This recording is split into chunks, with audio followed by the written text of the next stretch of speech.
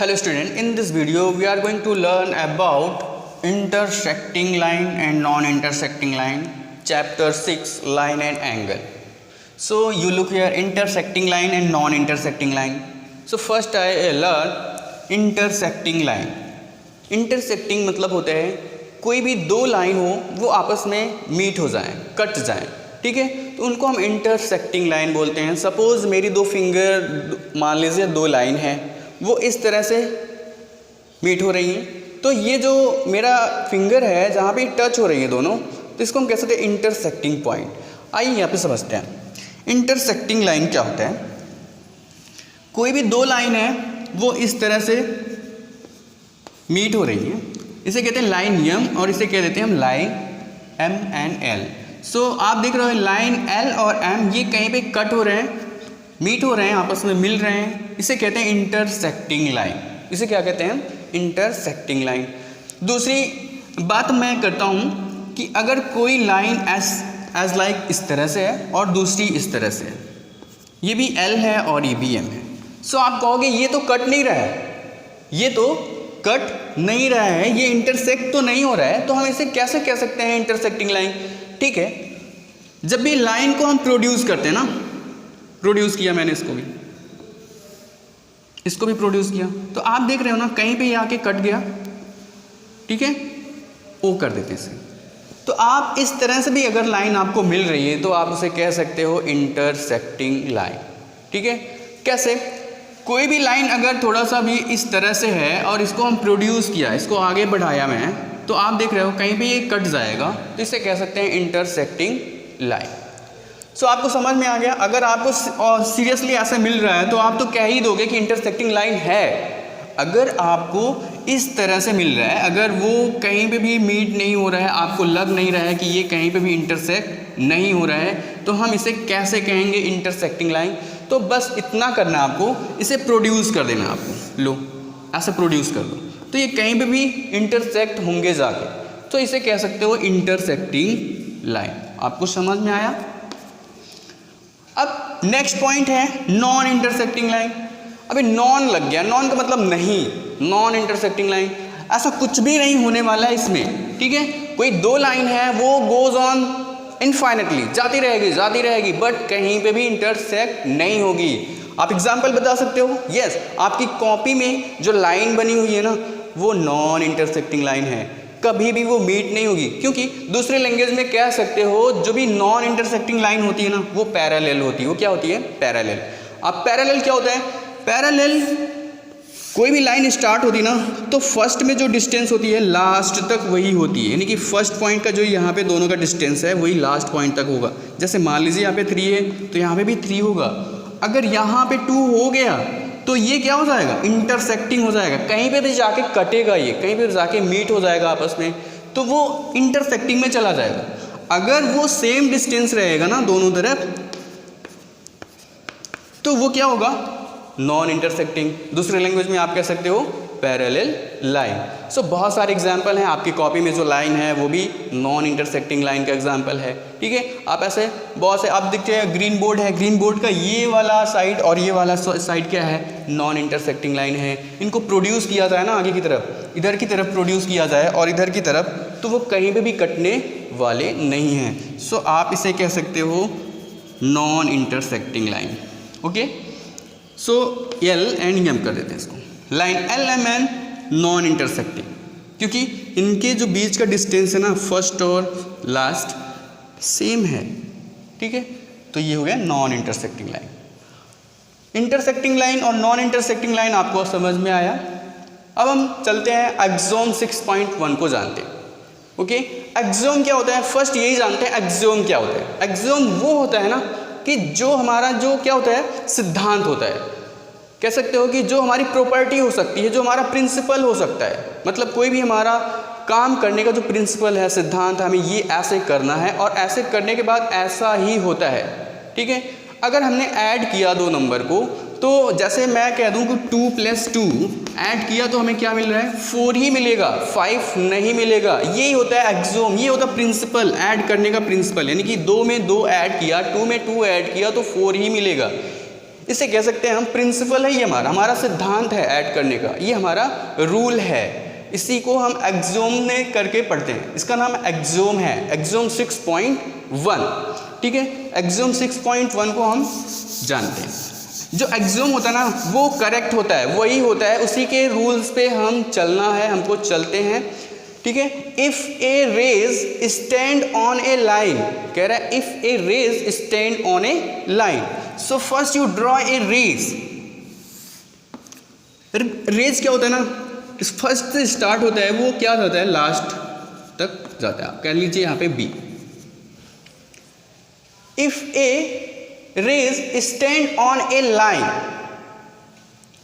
So I rays this. If a rays, आप ऐसे बनाइए इसको, इफ ए रेज, तो रेज क्या होता है ना, एक तरफ क्या होता है एरो होता है रेज में, और दूसरी तरफ एक पॉइंट होता है, यानी कि जो रेज को हम कह सकते हैं ना ऑरिजिन एंड इनिशियल पॉइंट। ठीक है, ऑरिजिन मतलब जहां पे वो स्टार्ट हो रहा है, प्रारंभ हो रहा है। ठीक है, if a rays stand on a line, अब ये रेज कहां पे स्टैंड हो रहा है, ये बोल रहा है a rays stand on a line, तो हम एक लाइन ड्रॉ करते हैं, ये लो। Okay, then the sum of the two adjacent angle, then the sum of two adjacent angle, कह रहे हैं इसका दो एडजेसेंट एंगल हो गया, first and second angle, so format is 180 degree. अभी कह रहा है ना, सबसे इजी सिंपल बात ये बोल रहा है कि अगर कोई रेज किसी लाइन पे स्टैंड हो रहा है, सपोज ये क्या है, एक लाइन है और इस पे एक रेज स्टैंड हो गए, ऐसे किधर भी हो गए, किसी भी मोशन में होगी, ज़रूरी नहीं है आपको ऐसे ही हो स्टैंड, आप ऐसे भी रेज को स्टैंड कर सकते हो। ठीक है, कह रहे हैं if a rays stand on a line, if a rays stand on a line, ये लाइन L है और ये एक रेज है जिसे हम कह सकते हैं M कर दो आप। ठीक है, then the sum of two adjacent, then the sum of two adjacent, ये दो एडजेसेंट एंगल हो गए, first second angle, so format is 180, ये दोनों मिलके क्या बनाएंगे 180। सपोज आपने स्ट्रेट एंगल पढ़ा है, ओके, स्ट्रेट एंगल में क्या होता है ना, एक स्ट्रेट एंगल में जो भी पॉइंट होता है वो 180 डिग्री होता है। आप देख लो, एक स्ट्रेट एंगल है ABC कर लो, तो यहाँ पे किसका डिग्री कितना होगा 180 डिग्री होगा। सो यहाँ पे भी तो वही हो रहा है, एक स्ट्रेट एंगल है AB एंड C। अब इसका जो वैल्यू है 180 है, इस पे कितने भी रेज स्टैंड कर दो, इधर भी कर दो आप, इधर भी कर दो आप, तो इनका जो ऐड होगा ना वो क्या होता है 180 ही होगा। सो हमारे पास एक ही रेज है तो हम इसको इरेज कर देते हैं। अब कह रहे हैं जो दो एडजेसेंट एंगल बने हैं इनका जो ऐड होगा वो क्या होगा 180 होगा। तो चलते हैं, अब आप इसको ऐसे भी राइट कर सकते हो, angle ABC is equal to 180 degree. क्यों? क्योंकि एक स्ट्रेट एंगल है, ABC एक स्ट्रेट एंगल है। ABC में कितने एडजेसेंट एंगल हैं? 2। फर्स्ट है ABM, ABM, दूसरा क्या है? अब दोनों एक ही में बने हैं तो उनको हम ऐड करेंगे। सो यहाँ पे ऐड हो रहा है, इसी में ही ऐड है दोनों। तो दूसरा क्या है? CBM, CBM, तो दोनों ही किसके इक्वल होंगे 180, क्योंकि दोनों ही तो इसी पे बन रहे हैं, दो एडजेसेंट एंगल दोनों ही इसी एंगल पे बन रहे हैं, तो इसको हम ऐड करके लिख सकते हैं। तो दोनों का ऐड क्या हो गया 180। अब सपोज करिए आप यहाँ पे x और y ले लिए, यहाँ पे आपको फुल नेम नहीं लेना है, ABM CBM, तो यहाँ पे आप x एंड y कर सकते हो। तो आपको यहाँ पे क्या रखना होगा, x plus y is equal to 180। So यही कह रहा है आपका, if a rays stand on a line, कोई रेज है एक लाइन पे स्टैंड है, then the sum of the two adjacent angle, then the sum of two adjacent angle, sum हो रहा है, क्या हो रहा है, ऐड हो रहा है, sum of the two adjacent angles, so format is 180, so format is 180, format हुआ 180। कैसे प्रूव हुआ ये? क्योंकि हमें पता है एक स्ट्रेट एंगल 180 डिग्री का होता है और उसी पे एक रेज स्टैंड हो रहा है, तो वो कितने भी रेज हो जाएं इधर उधर, कितने भी एडजेसेंट एंगल बन जाएं उस पर, उनका ऐड 180 डिग्री ही होगा। ओके, हम अब समझते हैं एक्सोम 6.2। हमारे जो सिद्धांत, हमारा जो प्रिंसिपल है वो दूसरा क्या है, 6.2 एक्सोम है।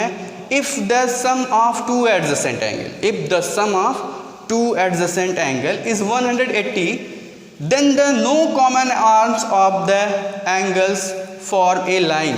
यहाँ पे बात कर रहे हैं ना कि जब दो एडजेसेंट एंगल्स का ऐड 180 हो रहा है, 180 हो रहा है, तो उनमें कोई भी कॉमन आर्म नहीं होगी।